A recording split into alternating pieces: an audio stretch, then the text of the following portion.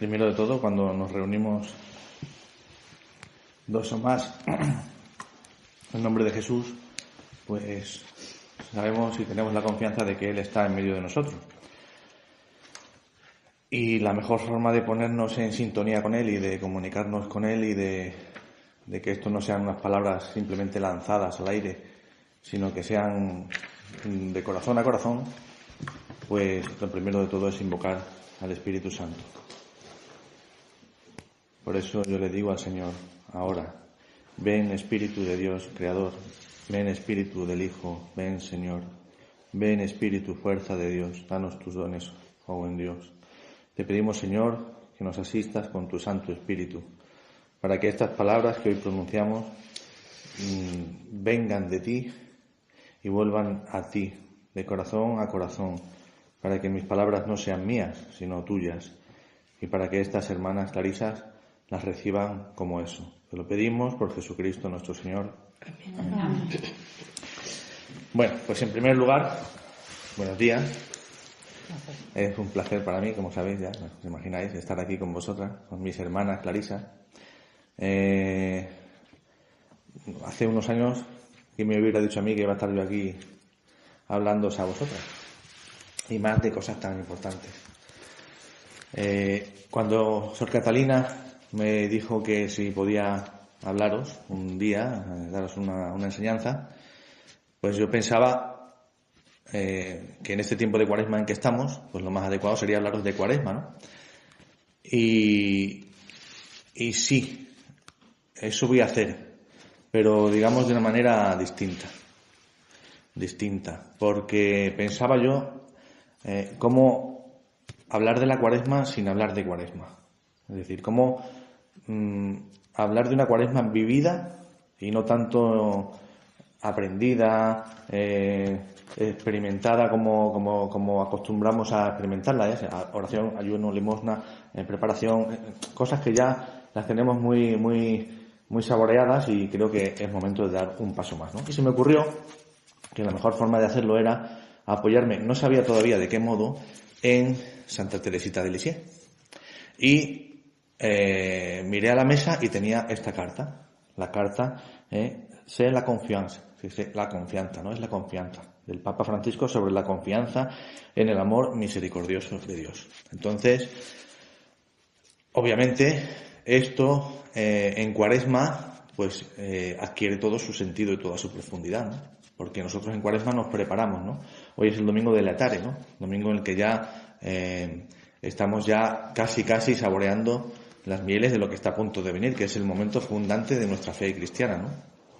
Entonces, la confianza, esa palabra, tiene tanta hondura y tanta profundidad que yo pensé en cómo desarrollarla para que vosotras, igual que yo, disfrutéis de este pequeño documento, como pocas veces yo he disfrutado de otro documento de ningún papa, ¿no?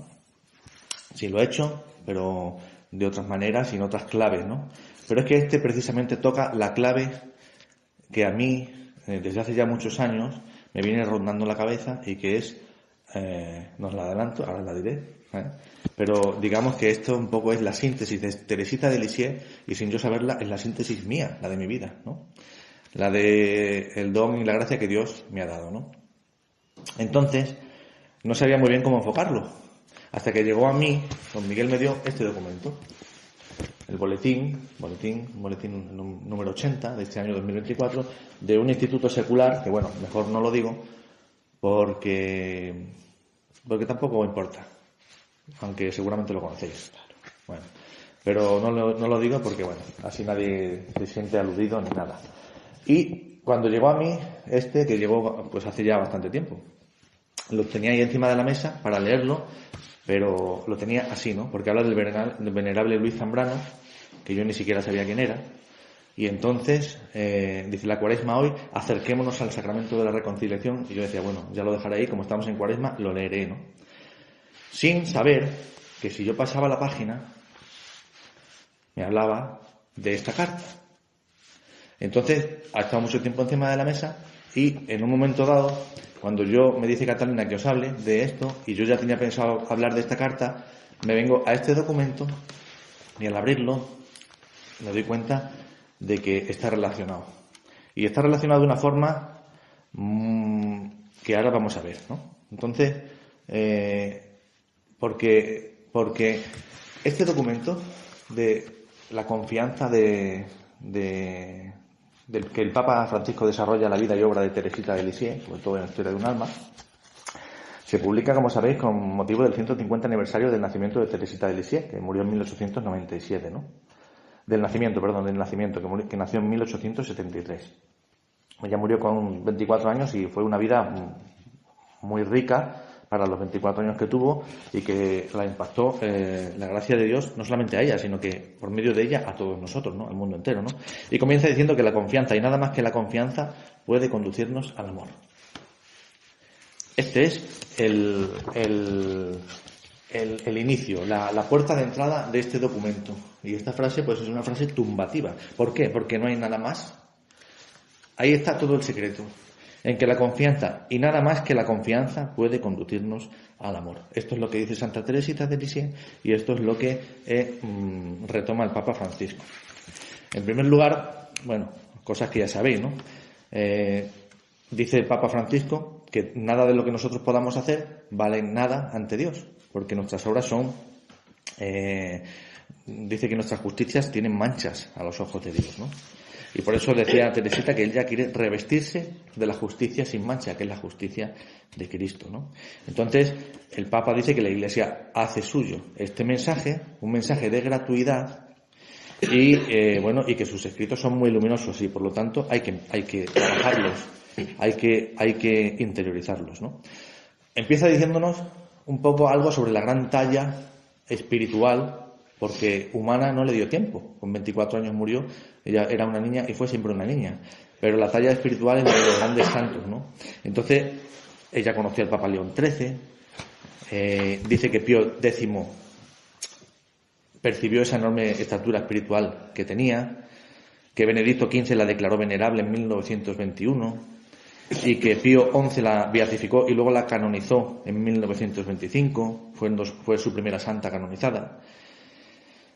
También la declaró patrona de las misiones, sin haber salido nunca de las puertas de su convento. Y que a Pablo VI le gustaba recordar que él se bautizó el mismo día que murió Santa Teresa de Lisieux, ¿no? Y por último, Juan Pablo II la declaró doctora de la Iglesia también, y en 1997. Es decir, sin haber salido de los muros del convento, fue patrona de las misiones. Sin haber estudiado teología, fue doctora de la Iglesia. Esa es la talla espiritual de Teresita de Lisieux. Entonces, por eso Benedicto XVI la propone como una guía para todos y el Papa Francisco la recoge aquí y le da esta importancia que tiene. Incluso nos recuerda que él canonizó a sus padres en el año 2015 durante el Sínodo de la Familia, ¿no? Bueno, pero esto es un poco un toque biográfico, ¿no? De Teresita de Lisieux no voy a decir nada porque vosotros sabéis más de Teresita más que yo. Entonces, la vida de Teresita, la vida y la obra, pues la vamos a pasar un poco de soslayo, ¿no? Porque entramos en el capítulo primero y el capítulo primero se titula Jesús para los demás. Y eso, dicho en esta casa, pues yo creo que no hace falta pensar mucho para darnos cuenta de que alguien en esta casa dijo una frase que decía: sé tú, Señor, en mí, para que yo pueda ser tú para los demás, ¿no? Nuestra hermana Sor María de Jesús, ella lo tenía claro, ¿no?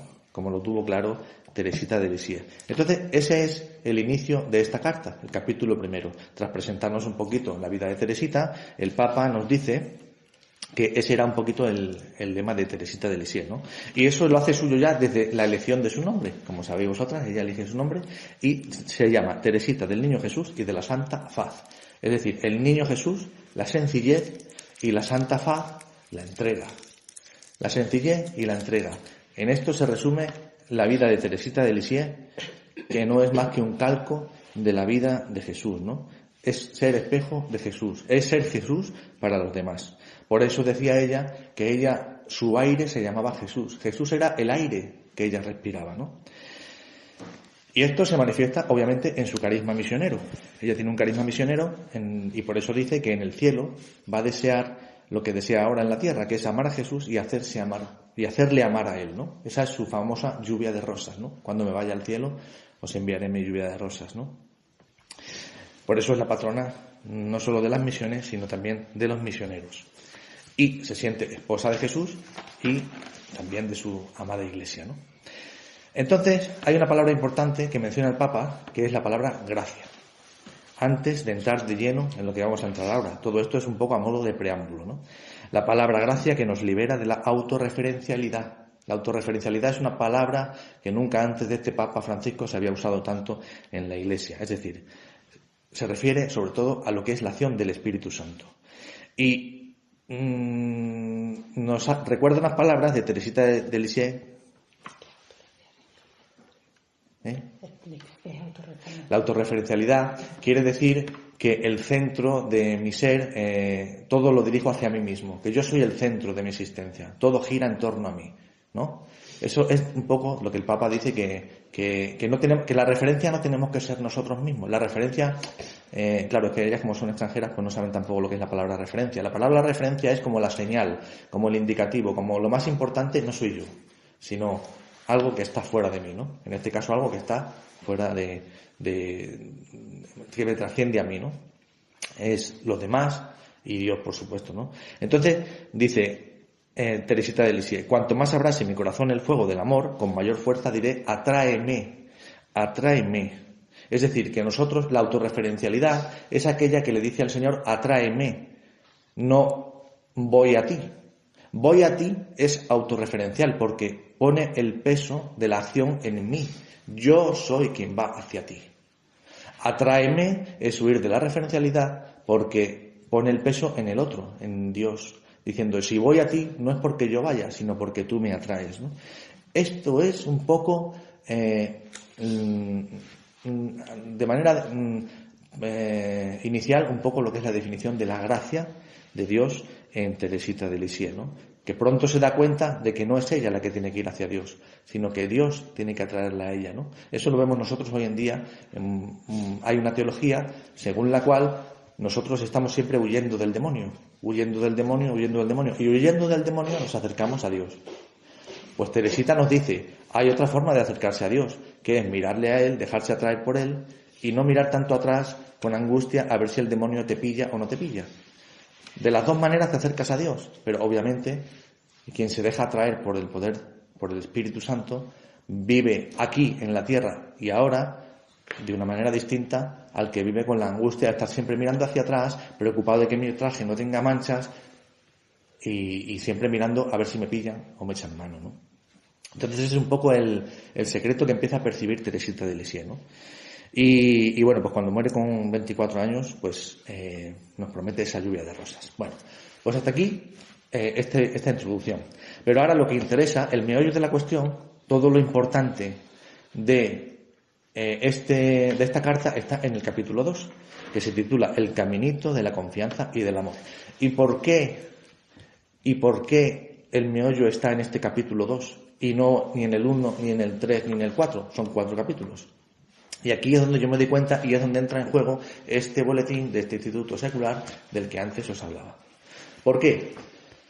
Porque yo abro la página del boletín y empiezo a leerlo y yo primero había leído la carta del Papa Francisco, tengo la costumbre de subrayar, como veis, de señalar, de tomar notas y veo que esto es como un puzzle que encaja en mi vida. Y como es como que entra muy bien, ¿no? Me vengo a este boletín del instituto y me doy cuenta de que para mí está cojo. Y además una cojera muy severa. Y no lo entiendo. Entonces hago un ejercicio de volver a leer ambos documentos y me vuelvo a dar cuenta de que este documento me llena y este no. Entonces, ¿qué hago? Los comparo. Y me pongo punto por punto a leer este, porque este es un resumen de este. El boletín es un resumen de la carta. Y descubro, para mi sorpresa, que de repente este boletín ha eliminado todo aquello de la carta que tiene que ver con la gratuidad, todo aquello de la carta que tiene que ver con la primacía del amor de Dios, todo aquello de la carta que tiene que ver con la confianza plena, no la confianza, sino la plena, como veremos ahora, en el amor misericordioso de Dios. Y ahora entiendo ¿por qué? Y es que tenemos dos teologías, la teología de la retribución y la teología de la gratuidad, como sabéis, ¿no? Entonces, aquí estamos representando la teología de la retribución y aquí la teología de la gratuidad. Y ahora vamos a ver por qué. Este boletín nos dice lo mismo que la carta, pero quitando ciertas cosas. En el fondo, yo lo interpreto como una manipulación, porque la manipulación no solamente es introducir cosas, sino también quitar. Si yo quito cosas que no quiero que tú escuches, estoy manipulando un texto para que tú no escuches lo que yo no quiero que tú escuches. Pero creo que la postura más honesta es, si el Papa ha hecho un documento sobre las palabras de Teresita de Lisieux, es que yo os hable de todo lo que el Papa ha dicho sobre todo lo que Santa Teresita ha dicho. No creo que yo tenga derecho a quitaros esta información, y creo que eso os corresponde a vosotras, aceptarla o no aceptarla. Pero desde este principio yo quiero hacer justo lo contrario que ha hecho el boletín, que es hablaros precisamente de lo que el boletín no habla, y que vosotras luego, a la luz del Espíritu Santo, trabajéis el capítulo 2 de este pequeño documento y lleguéis a vuestras propias conclusiones. ¿Por qué? Porque este capítulo 2 es el núcleo de la carta del Papa, es el núcleo del pensamiento de Teresita, es el núcleo del pensamiento del Papa, que en todas sus homilías, en todas sus intervenciones desde que es Papa en el año 2013, nos está lanzando perlitas sobre la teología de la gratuidad, muchas veces, o en la mayoría de ellas, sin mencionar esa palabra, ¿no? Y por supuesto es el núcleo de nuestra fe católica. Entonces, este capítulo habla de la primacía del amor de Dios y de la confianza plena en su misericordia. Primacía del amor de Dios y confianza plena en su misericordia. No se me ocurre mejor definición de la teología de la gratuidad. La primacía del amor de Dios y la confianza plena en su misericordia. Y esto Teresita lo refleja con su famoso caminito espiritual, ese camino de la infancia espiritual, que es el que el Padre revela a los pequeños. Tenemos que ser pequeños para ser grandes. Y Teresita lo entiende rápido, por eso dice que a pesar de mi pequeñez puedo aspirar a la santidad. Esto es una revolución, sobre todo en aquel tiempo. Ella sabe que hay un camino muy recto y muy corto, un camino sencillo, sin florituras, sin sofisticaciones, es decir, sin dificultades, una cosa muy sencilla, como la de los niños, que es el amor. Y el amor nos lleva a la confianza depositada en la fuente del amor, que es Jesucristo. Por eso, ella deposita su confianza en un Dios que ama sin límites, como nos dice el Evangelio de hoy, domingo cuarto de Cuaresma, domingo de Laetare. Tanto amó Dios al mundo que entregó a su único Hijo por nosotros. Y ella, ¿cómo lo expresa eso? Lo expresa con una figura que es la del ascensor. El ascensor es ese elemento donde nosotros nos metemos y nos sube para arriba. Ese ascensor te eleva, no eres tú la que sube las escaleras. Otra vez más os dais cuenta de cómo de soslayo, con la simbología, nos vuelve a dar elementos que nos dan pistas sobre lo que es la gratuidad. El ascensor me sube.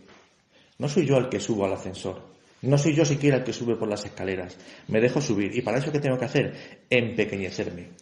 Jesús Villarroel utilizaba mucho una parábola que se llamaba la parábola de la cerveza. Unos amigos van a un bar y, como nosotros ahora vamos a un bar y pedimos una cerveza, nos tomamos una cerveza y de repente el hijo del dueño del bar se acerca a su padre, que está en la barra, y le dice: papá, esta ronda la pago yo, y la paga.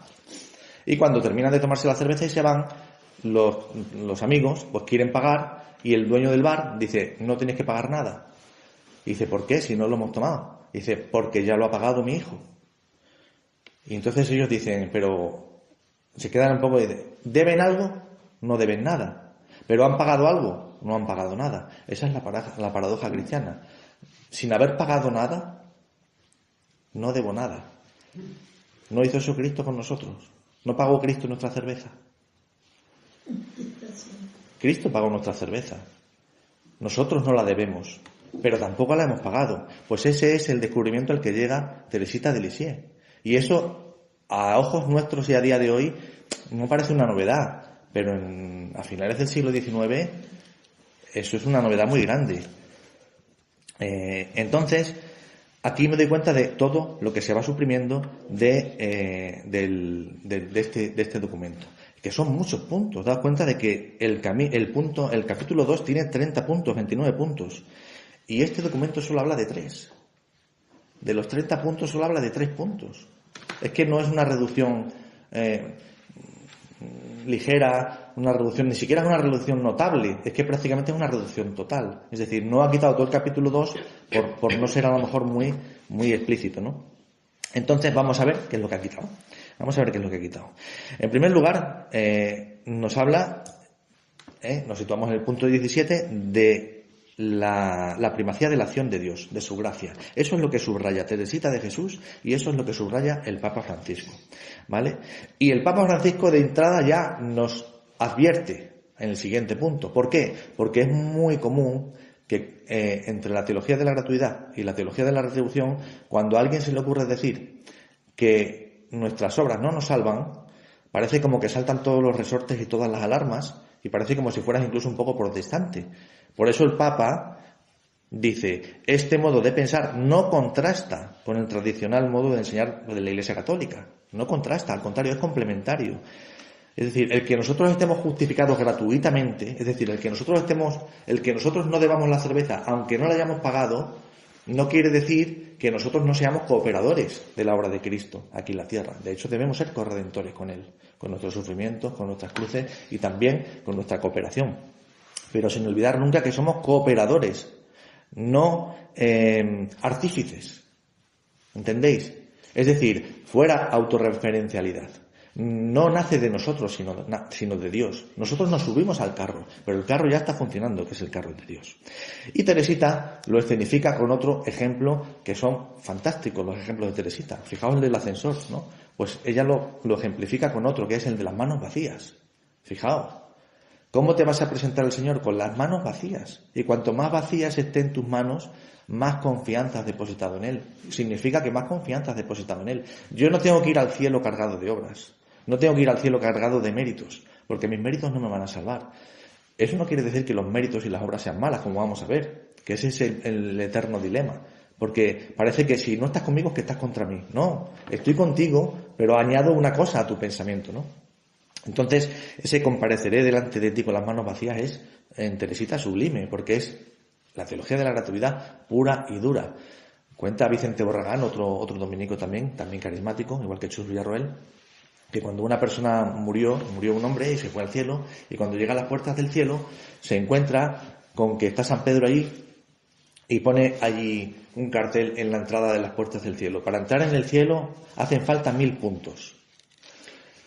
Y entonces dice el hombre, 1000 puntos. ¿Y cómo son los puntos? Dice, tú dime las obras que has hecho, dice San Pedro, y yo te digo cuántos puntos vale cada uno. Y entonces el hombre dice, bueno, pues entonces te voy a decir una cosa.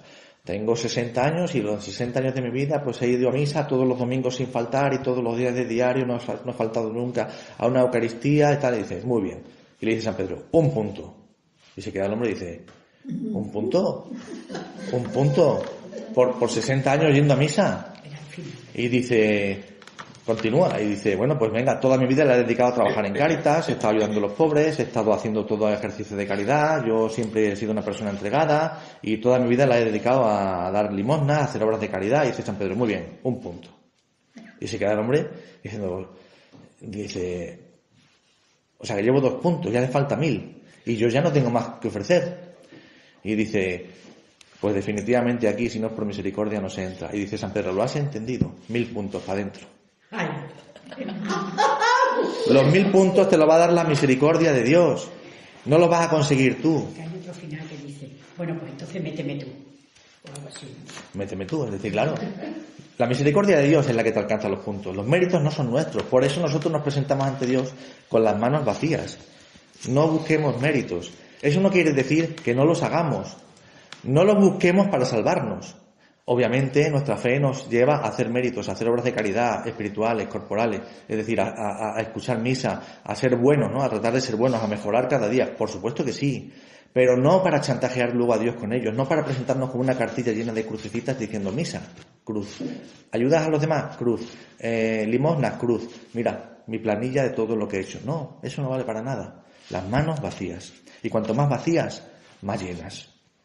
Eso es depositar la confianza en Dios, ¿no? Por eso, Teresita nunca, jamás, y nos dice el Papa, utiliza la expresión que era muy frecuente en su época, la expresión me haré santa. ¿Lo veis? Otra vez autorreferencialidad. Me haré, yo a mí me haré santa. Eso era la teología de aquel momento. Esa es la teología de la retribución. Yo me hago santa. ¿Cómo? Haciendo piedad, ayuno, limosna, mortificación. ¿Entendéis? Y yo me hago santa a mí mismo. Y Teresita dice, no, yo no me voy a hacer santa a mí misma. Porque ella tiene confianza y se deja llevar, se deja transformar. Entonces ella es consciente de que Jesús dice Teresita de Lisieux, fijaos su lluvia de rosas, el mensaje que nos deja. Si todas las almas sintieran lo que siente el alma de tu Teresita, le dice ella al Señor, ni una sola perdería la esperanza de llegar a la cima de la montaña del amor. Y aquí está lo importante. Pues Jesús no pide grandes hazañas, sino únicamente abandono y gratitud. Jesús no pide hazañas, manos vacías, sino abandono y gratitud. Déjate llevar por Él, déjate modelar por Él y entrégale tu casi nada, que es el querer. Y déjale el casi todo, que le corresponde a Él. No querramos hacer nosotros el casi todo y le dejemos a Él el casi nada.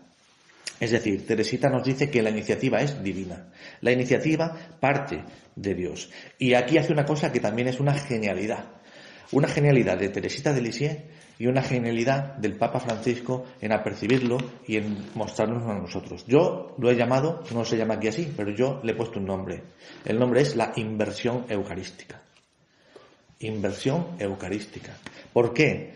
Porque dice, la insistencia de Teresita en la iniciativa divina hace que no ponga en primer lugar su deseo de recibir a Jesús en la Sagrada Comunión.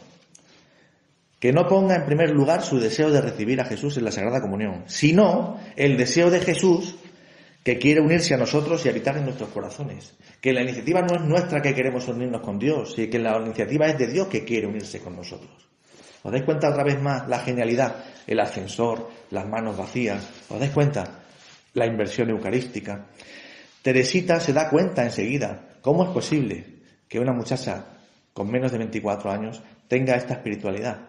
Obviamente por gracia de Dios. Esto no viene del hombre, esto viene de Dios. Entonces, esta inversión eucarística nos hace darnos cuenta de que la gracia no va de abajo arriba. No somos nosotros quienes buscamos a Dios, sino que es Dios quien nos busca a nosotros.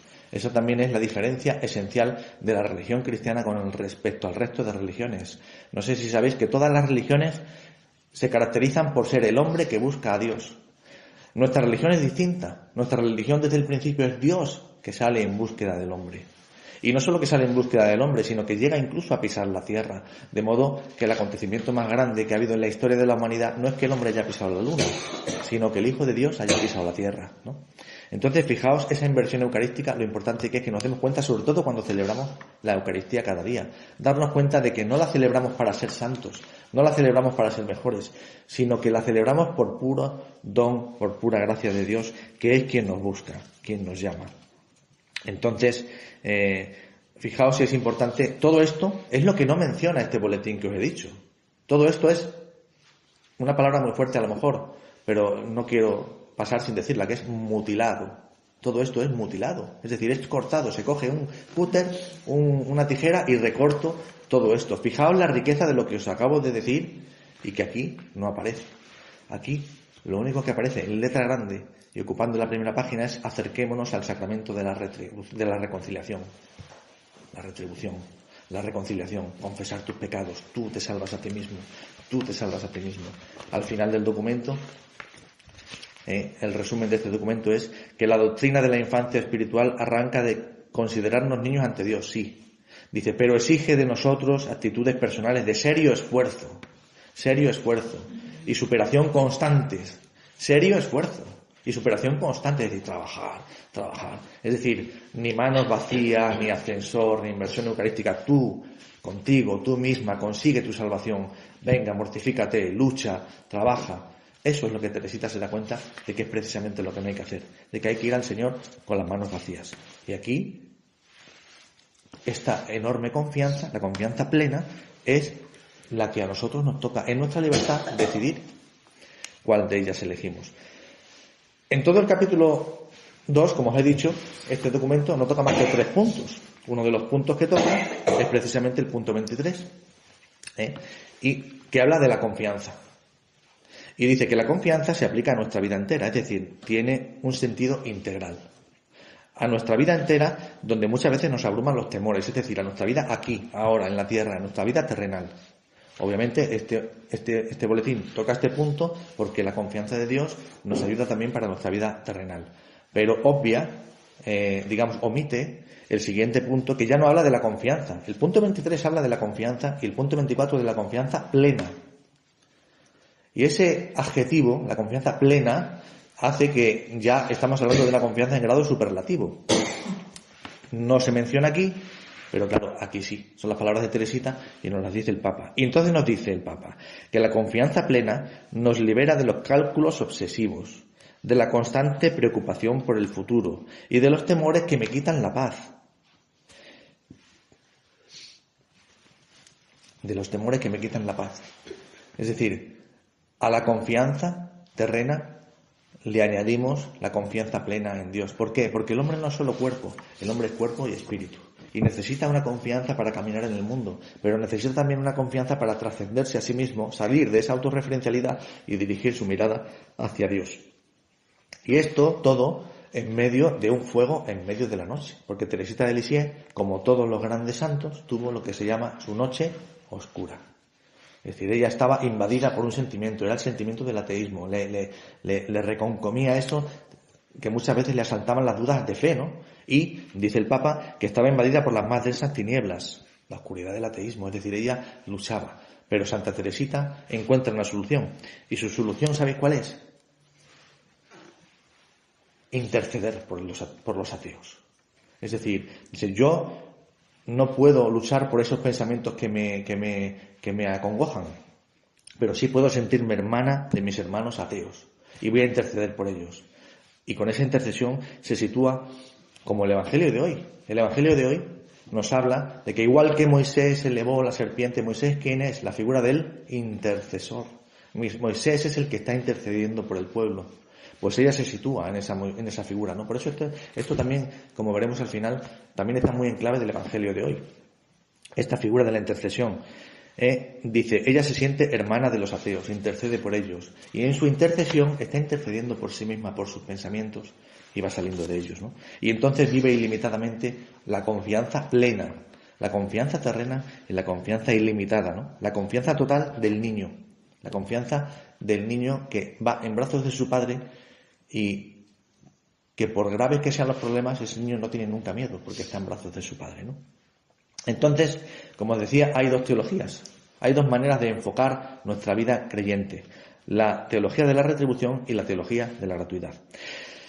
Teresita nos da otra definición que yo, la verdad que es que he disfrutado con esta carta un montón, porque si os he dicho antes que para mí una de las mejores definiciones de Teresita de Lisieux sobre lo que es la teología de la gratuidad es la primacía del amor de Dios y la confianza plena en su misericordia, yo pensaba que no había una definición mejor, y ahora sigo leyendo y me doy cuenta de que hay otra definición que si no es igual, es mejor, ¿no? Dice, a mí me ha dado su misericordia infinita, y a través de ella contemplo y adoro las demás perfecciones divinas, como su justicia, ¿no? Y dice, Teresita, ojo, incluso la justicia me parece revestida de amor. La justicia de Dios me parece revestida de amor. Para mí eso es otra definición de la teología de la gratuidad. La justicia de Dios, la justicia revestida de amor. La teología de la gratuidad es la justicia revestida de amor, es la justicia de Dios. ¿Por qué? Porque la retribución nos muestra una justicia revestida de legalidad, de norma, de constricción a la norma. Si te sales de aquí, malo. Si estás dentro de aquí, bueno. La justicia se reviste de legalidad. La gratuidad no. La gratuidad se reviste de amor. Y esa es la gran diferencia que hay entre las dos teologías. La de la retribución y la de la gratuidad. ¿Por qué? Porque Dios no es justiciero, como nos vuelve a decir el Evangelio de hoy. El Evangelio de hoy es que viene al pelo para todo esto. Tanto amó Dios el mundo, y vino no como juez, sino para salvar. Cristo no vino a juzgar, vino a salvar. Por eso nosotros decimos Salvador, no llamamos a Cristo nuestro juez. Chus Villarroel se solía decir, Cristo mi justicia. Tiene un libro que se llama Cristo mi justicia, que os recomiendo que leáis. ¿Cristo mi justicia no es la justicia vestida de amor? La justicia revestida de Cristo es la justicia revestida de amor, y eso es la teología de la gratuidad. Entonces Teresita penetró en las profundidades de la misericordia divina, y de ahí es de donde saca su esperanza ilimitada. Y esto, que podría quedarse solamente en el plano teórico, ella nos lo hace aterrizar al mundo concreto. Y nos pone un ejemplo práctico con su vida, un ejemplo práctico que es atronador. Un ejemplo que me da pena de que este documento también omita. Porque esto es historia, esto ha ocurrido. Esto que os voy a contar ahora ha ocurrido.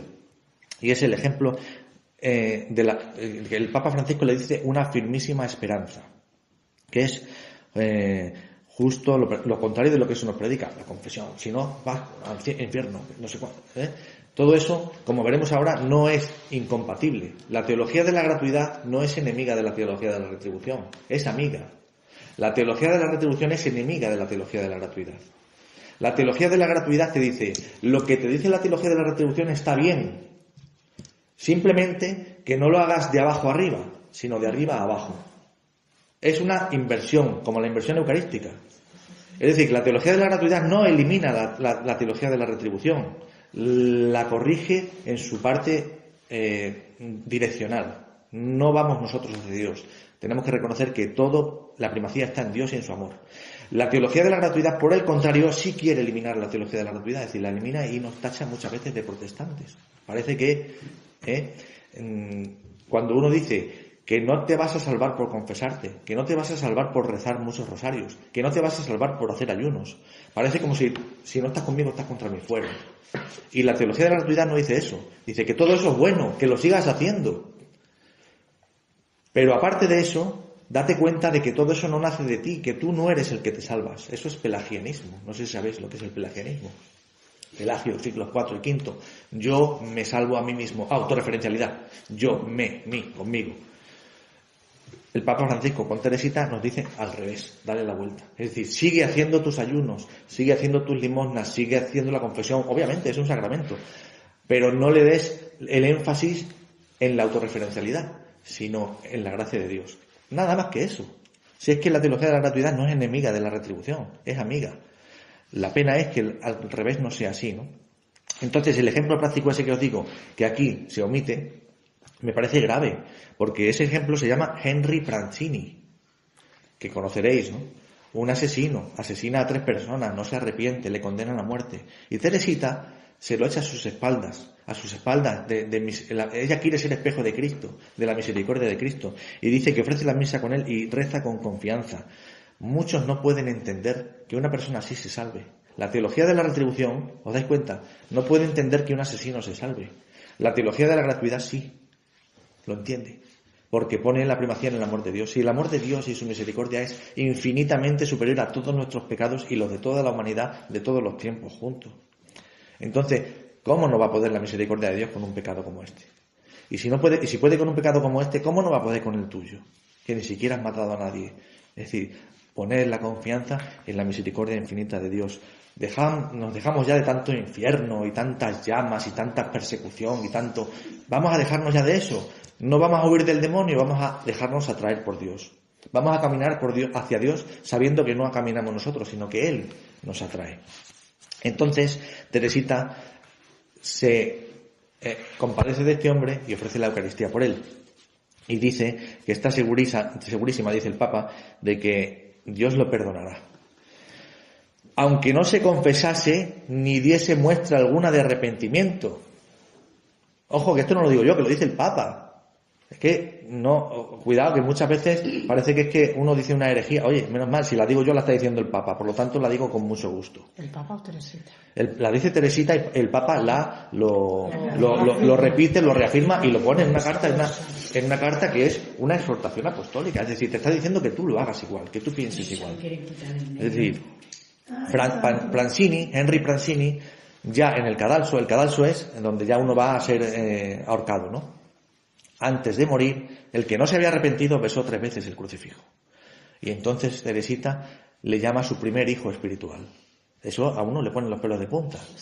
Le pone los pelos de punta porque te das cuenta de que contra toda esperanza, contra toda teología de la retribución que nos dice que ese hombre está condenado a las llamas del infierno, nos viene Teresita y nos dice, no habéis entendido nada. Dios no condena al infierno. Cristo no ha venido a juzgar, sino a salvar. Y Cristo ha pagado nuestra cerveza, no con monedas, sino con su sangre. Y la sangre de Cristo vale más que todos nuestros pecados. Entonces, nos dice el Papa que vemos siempre que donde abundó el pecado, sobreabundó la gracia, como nos dice San Pablo, ¿no? En la carta a los Romanos, ¿no? Y el pecado del mundo es inmenso, pero no es infinito. Lo que es infinito es la misericordia de Dios. Entonces Teresita es testigo de esta victoria definitiva de Jesús y nos lo quiere transmitir a nosotros. Y en esto radica la importancia de este documento de Teresita, pero no solamente del documento de Teresita o de las palabras del Papa, sino de nuestra vida cristiana. Si nuestra vida como creyentes está girando hacia la retribución, en torno a la retribución, es como el que piensa que uno se salva a sí mismo, como el que piensa que tiene que huir del mal, como el que piensa que tiene que sumar puntos para subir al cielo, o como el que piensa que, fijaos, si yo estoy mucho tiempo pensando en no tener manchas en mi traje nuevo y no me arrimo a nada, no hago nada, al final mi vida se gasta en la preocupación de no mancharme. Sin embargo, el que le da igual todo eso y juega y canta y ríe y sale y entra, disfruta de la vida. El traje se mancha, sí, pero ha disfrutado de la vida. El traje del otro no se ha manchado, pero ha estado preocupado toda su vida por el traje. Ha puesto su énfasis en el traje. Y el traje es un ropaje. A nosotros lo que nos importa no es el traje, sino el hacedor del traje y el hacedor nuestro. Entonces todo esto, ya voy a dar unas pinceladas muy rápidas para terminar ya prontito, aunque tenemos todavía un poquito de tiempo. Pero en los capítulos ya 3 y 4, pues ya, digamos, se ve un poco todo lo que es los frutos de todo esto que estamos hablando. Claro, los capítulos 3 y 4 ya sí se mencionan aquí. En este boletín ya se mencionan el 3 y el 4 y ya se habla más o menos con naturalidad. Pero el hecho de que haya mutilado de esa manera todo el capítulo 2, pues me parece grave. Me parece grave porque es darte una perla, pero no dejarte tocarla. Es decir, la ves desde aquí y la ves así para que no la veas entera, ¿no? Entonces, deja que la gente hoy sabemos que la Iglesia sabe que el Papa escribe cartas, escribe encíclicas, escribe exhortaciones y la mayoría de la gente no las lee. La gente excusa lo que otros dicen. Ahora lo hemos visto con la fiducia supplicans, la conocéis, ¿no? La fiducia supplicans tiene una fama de decir lo que no dice. Pero en el subconsciente de la gente ha entrado un mensaje y tú le preguntas a la gente, ¿la han leído? Y dice, no. Pues entonces, ¿por qué tienes esta opinión? Léela y luego sácate tu propia opinión. Pero claro, ha surgido una explosión de opiniones en las que yo ya no tengo opinión, sino que yo opino lo que me digan que opine. Y ese es el grave problema. Exacto. Dentro de la Iglesia estamos viendo que hay dos teologías, la de la retribución y la gratuidad. Es decir, el mensaje te va a venir de dentro de la Iglesia, siempre. Pero eso no quiere decir que esté acorde con la teología de la gratuidad y con el Evangelio. No sé si sois conscientes ahora de que hay un grupo de sacerdotes que se llaman la sacristía de la Vendée, que se llaman la sacristía de la Vendée.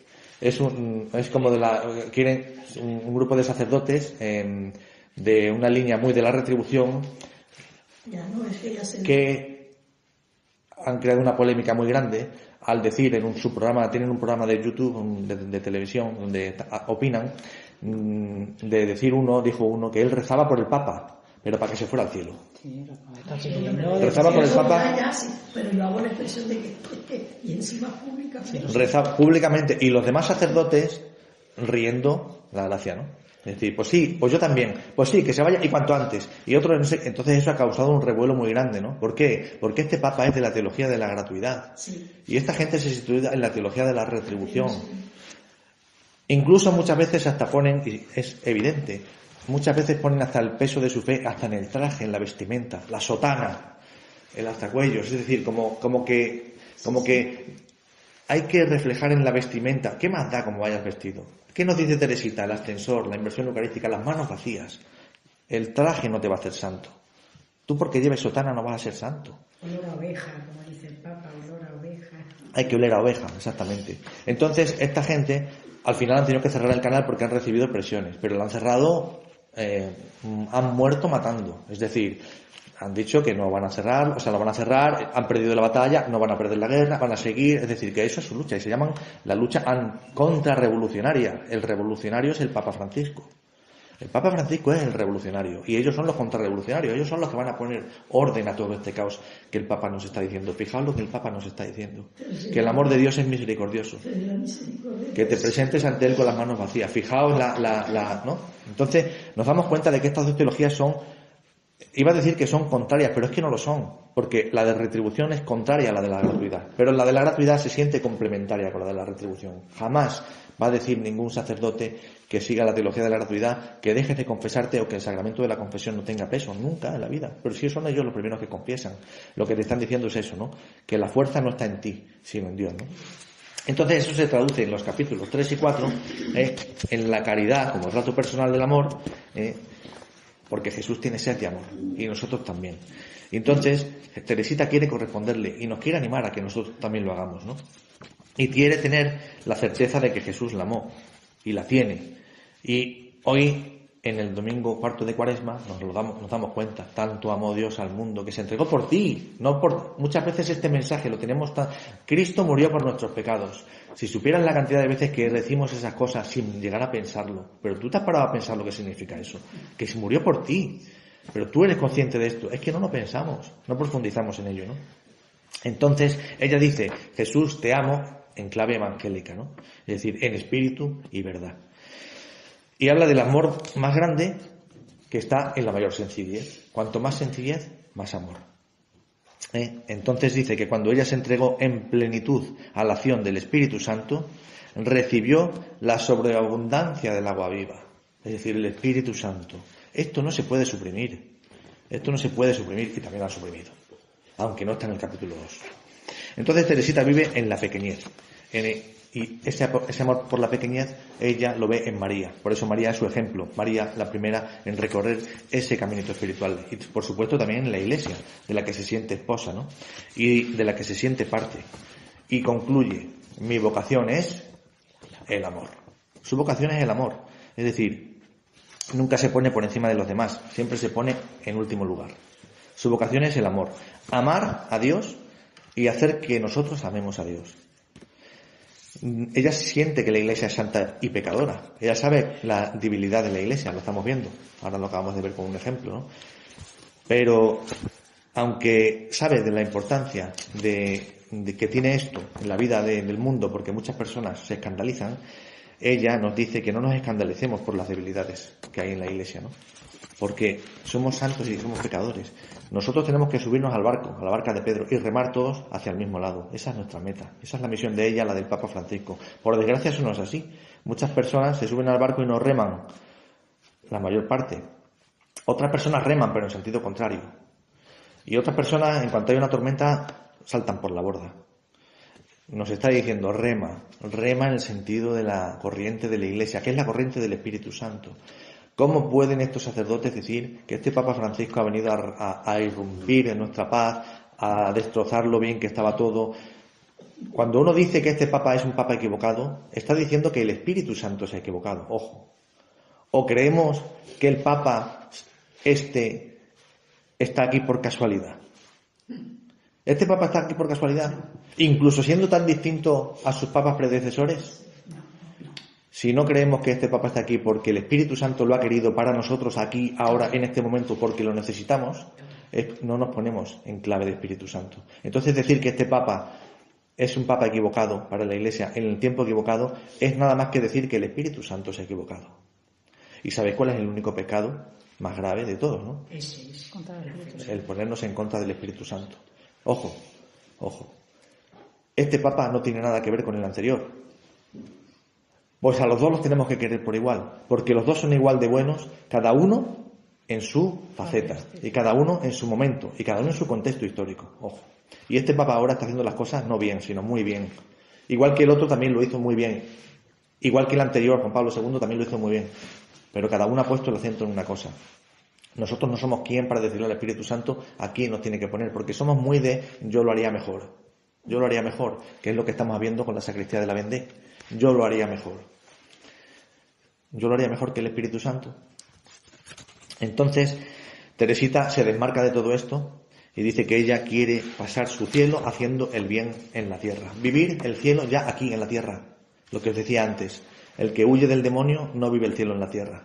Quiere el cielo, pero no disfruta de la tierra. Teresita sabe que el que le dice al Señor, atráeme y yo voy con las manos vacías, como el que va atraído por la fuerza de la gravedad, como el que se sienta atraído por un imán, no tiene que hacer nada, solo dejarse atraer y vive ya el cielo en la tierra. Tiene tiempo para disfrutar de las cosas de la tierra, que son muchas y son buenas. Entonces, la confianza hace brotar las rosas. Eso es lo que dice Teresita, que dice el capítulo 4, que es la doctora de la síntesis. ¿Por qué? Porque nos da una pincelada, que es lo esencial. Solo importa una cosa, el amor salvífico de Dios manifestado en Jesucristo. Y punto. Punto y final. El amor salvífico de Dios manifestado en Jesucristo. Los mandamientos son muchos, pero se resumen en dos. Amar a Dios y al prójimo. Es decir, tener en cuenta que las tres presencias reales que tenemos de Jesucristo aquí en la tierra son la palabra de Dios, la Eucaristía y el hermano. Y en eso se resume todo. Y Teresita nos lo dice, el amor salvífico de Dios manifestado en Jesucristo, que vino a salvar, no a juzgar. Y su genialidad consiste en llevarnos al centro, a lo esencial de todas las enseñanzas. ¿Qué es esto? Que es la más urgente. Entonces, nos recuerda que cada santo, hay un dicho que dice, no hay santo sin pasado, ni pecador sin futuro. No sé si lo habéis escuchado alguna vez. No hay santo sin pasado, ni pecador sin futuro. Ni los santos fueron tan santos en vida, que parece que muchas veces les ponemos alitas y iban volando por el mundo. Los santos tenían su coraje, pecaban y tenían sus cosas. Ni ningún pecador está condenado ya a ir al infierno. No hay santo sin pecado, o sea, sin pasado, ni pecador sin futuro, porque el futuro es Dios. Y el futuro de un pecador precisamente es el que ha venido a darnos Cristo, con su muerte y con su resurrección, que es la vida eterna. Entonces, dice que cada santo es una misión, es un proyecto del Padre, en un momento determinado de la historia. Hemos dicho que cada papa está aquí en un momento por algo y para algo. Cada santo estuvo en su momento por algo y para algo. ¿Tú quieres ser santa? ¿Tú quieres ser santo? Si nos fijamos en el detalle, ninguno lo somos. No hay santo sin pasado. Pero lo que trata es de que nuestra vida la enfoquemos hacia ese bien absoluto que es Dios, ¿no? Por eso Teresita es la doctora de la síntesis, porque nos dice que solo importa el amor salvífico de Dios manifestado en Jesucristo. Y ya está. Entonces, ya termino. El punto 52 es una genialidad, porque nos dice, os lo animo a leerlo y a reflexionar y a orarlo, ¿no? Teresita nos dice que tenemos que hacer de la vida un regalo, en un tiempo en el que la gente se encierra en sus propios intereses. Que tenemos que vivir la radicalidad evangélica en un tiempo en el que el mundo es más superficialidad que nunca. Hay más superficialidad que nunca. Economía, pensamiento, redes sociales, modas. En ese momento nos dice que vivamos la radicalidad evangélica. Ya la vivía Teresita de Lisieux. Nos dice que el valor del amor se vuelve intercesión. En un tiempo de individualismo, conmigo, la autorreferencialidad. Y te está diciendo, no, sal de ti. ¿Qué nos dice el Papa? Sal a las periferias. Y cuando habla de las periferias, no solamente se refiere a las periferias geográficas, sino también a las existenciales. Es decir, al otro, al encuentro del otro, oler a oveja. Nos habla de la pequeñez, en un momento en el que vivimos obsesionados con la grandeza, con la fama, con la belleza, ¿no? Te dice, sé pequeño, preséntate con tus manos vacías, ¿no? Y nos habla en un tiempo en el que se descarta, la teología del descarte que dice el Papa, a las personas nos habla de cuidar y de hacerse cargo de los otros. Todo eso es muy bonito, pero lo mejor, lo más importante, es el último punto de esta pequeña reflexión que hace el Papa, que dice, en un momento de complicaciones, como es el nuestro, en un momento de complicaciones, que en un momento no lo es, dice, Teresita nos puede ayudar a redescubrir la sencillez, el amor y la confianza, y también el abandono. Y dice, superando, cuidado, esta frase, superando una lógica legalista. La teología de la retribución se revestía de legalidad, más que de legalidad, de legalismo, que no es lo mismo. La legalidad es una cosa buena, porque todos tenemos que actuar conforme a la ley. El legalismo es el que queda constreñido en un marco y si me salgo de aquí y vive así, ¿no? Como constreñido en ese marco, ¿no? Entonces dice, superando una lógica legalista o eticista, que llena la vida cristiana de observancias y preceptos y congela la alegría del Evangelio. Quien vive solo para observar preceptos, para hacer, hay que hacer, se olvida de la radicalidad evangélica y de la alegría del Evangelio. Entonces, Teresita, que es la patrona de los misioneros, quiere ser misionera para nosotros y nos anima a nosotros a ser también misioneros. Esto, por supuesto, y como no, también está suprimido aquí, obviamente, porque aquí nos dice que nosotros tenemos que ser los del serio esfuerzo y la superación constante. Esfuerzo, sálvate. Teresita, con el Papa Francisco, nos dice, manos vacías, ascensor, inversión eucarística, supera la lógica legalista o eticista, deja ya las observancias y preceptos, no que los dejes, sino que los dejes como fin para tu santificación, no los dejes, sigue rezando tu rosario, sigue acudiendo al sacramento de la reconciliación, sigue celebrando la Eucaristía, por supuesto, pero no pienses que te vas a salvar por eso. ¿Y yo qué queréis que os diga? Entre los sacerdotes de la sacristía de la Vendée, entre un documento como este y Teresita de Lisieux o el Papa Francisco, pues perdonadme, pero elijo a Teresita de Lisieux y al Papa Francisco. Entonces, eso es lo que a mí me ha rondado desde hace muchos años. Lo que me sigue rondando, y yo, en clave de Cuaresma, pues quería hablar de esto aquí para vosotras. Sabiendo, como decía Chus Villarroel, que muchas veces este mensaje no cala, que muchas veces este mensaje no llega, es más, que muchas veces es rechazado. No sé si sabéis que los teólogos de la gratuidad son tildados de protestantes, porque cuando tú hablas de que las obras no te salvan, sino que te salva la fe, suena a solo fe. ¿Quiénes son los de la sola fe? La sola fe, los protestantes, ¿no? Entonces, la teología de la gratuidad te dice la fe y las obras, pero la importancia está en la fe. La teología de la retribución te dice la fe y las obras, pero la importancia está en las obras. ¿Os dais cuenta de la diferencia? Sí. Entonces San Pablo, en Romanos 10, 9, esto ya es 2 citas que os voy a mandar para la reflexión, 3, con el Evangelio de hoy. La primera es Romanos capítulo 10, versículo 9. Nos dice, si tus labios profesan que Jesús es el Señor y en tu corazón crees que Dios lo resucitó entre los muertos, serás salvo. Es decir, ¿cómo serás salvo? Creyendo en Jesús y profesándolo y que resucitó. Punto. No dice San Pablo en ningún momento tienes que rezar 28.000 rosarios. No te dice no faltes a ninguna Eucaristía. No te dice no hagas esto, no hagas lo otro. Si tus labios confiesan que Jesucristo es el Señor y tu corazón cree que Dios lo resucitó de entre los muertos, serás salvo. Y luego la segunda cita, Hechos 16, 31. Pero fijaos en el contexto anterior. Empezar en Hechos 16. Pablo y Silas entran en Europa, dan el salto a Europa y se encuentran en Macedonia y allí empiezan a predicar el mensaje, ¿no? El querigma, ¿no? El querigma que estos días estamos hablando tanto, que tanto te ha llegado a ti, porque claro, la máxima de Pablo era ir a predicar donde nunca nadie había predicado, ¿no?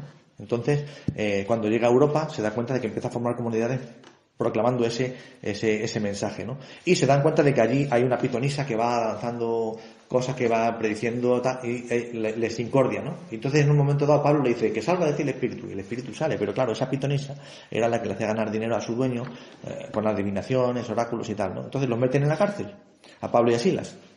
Y ahí es cuando interviene el Espíritu Santo y con un terremoto sacude los cimientos de la cárcel y se abren las puertas, Pablo y Silas salen, y entonces el carcelero se quiere matar, ¿no? Y entonces, claro, le dices, no hagas nada, que esto viene del Espíritu Santo, que luego volveremos, todo eso, ¿no? Entonces, el carcelero dice, esto es obra de Dios. Y le dice el carcelero, ¿qué tengo que hacer para convertirme? Y dice, cree en el Señor Jesús y serás salvo tú y tu casa. Ya está. No le ha mandado, vete, bautízate, haz esto, haz lo otro. Por supuesto que luego llega el bautismo, por supuesto. Pero, ¿qué tengo que hacer para ser salvo? Creer en Jesús. Y ya está. Sí, pero ayer nos decía el padre Antonio Ávila que la fe no la consigues tú tampoco por ti misma. Por supuesto que no, es don de Dios. Es un don. Exacto. Yo muchas veces a los miembros del Cursillo de Cristiandad les digo, La fe es obra y don de Dios, obviamente. Tú tienes tu casi nada, lo que nos ha dicho muchas veces el Padre Argemiro, o sea, nuestro casi nada es estar dispuestos. Dios en la libertad con la que te ha creado, te ha dejado que tú seas artífice un poco, entre comillas, cuidado con esa palabra, de tu fe. O la aceptas o no la aceptas. O te pones a tiro o no te pones a tiro. Es decir, obviamente esto es un don de Dios y es inexplicable. Nosotros no podemos explicarlo. Algún día esperamos entenderlo. Lo que sí sabemos es que si yo quiero y yo dejo mi corazón abierto, Dios va a entrar. Jesús va a entrar en él. Jesús no va a derribar la puerta. Si la puerta está cerrada, no la va a derribar. Él llama. Y tú abres o cierras. Entonces, en definitiva, os dejo esas dos citas.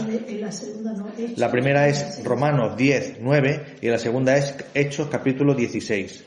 Hasta el versículo 31 y siguientes. Es decir, que leáis un poquito esa historia. Y por supuesto el Evangelio de hoy, Juan 3, del 14 al 21.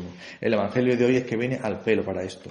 Es decir, Dios no envió a su único Hijo al mundo para juzgarlo, sino para salvarlo por medio de él. El que crea en él no será juzgado. Una vez más, el que crea en él. No el que haga esto, el que haga lo otro. Entonces, la pregunta es clara. ¿Por qué seguimos viendo a Dios como un juez y no como un salvador? Si toda la Sagrada Escritura está plagada de decirnos que desde el Antiguo Testamento hasta el Nuevo Testamento que Cristo vino a salvar al mundo, no a juzgarlo. Entonces, yo le pido al Señor que en este domingo de la Etare, que es el domingo de la alegría, el Señor nos bendiga con la alegría de descubrir que verdaderamente Cristo no vino a juzgar al mundo, sino a salvarlo.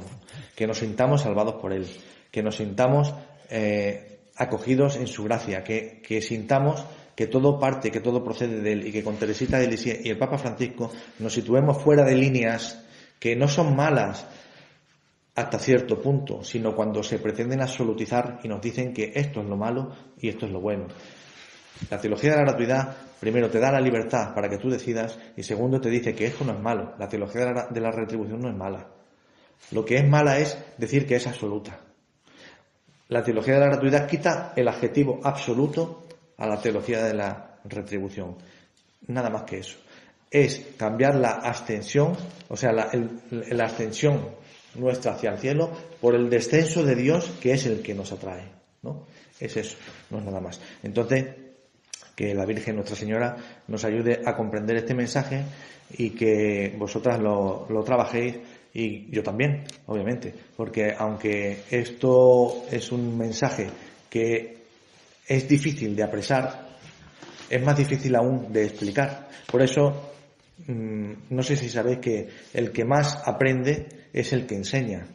Y yo me he dado cuenta una vez más, cuando Sor Catalina me decía que quería que os diera una charla, de lo mucho que he aprendido yo una vez más.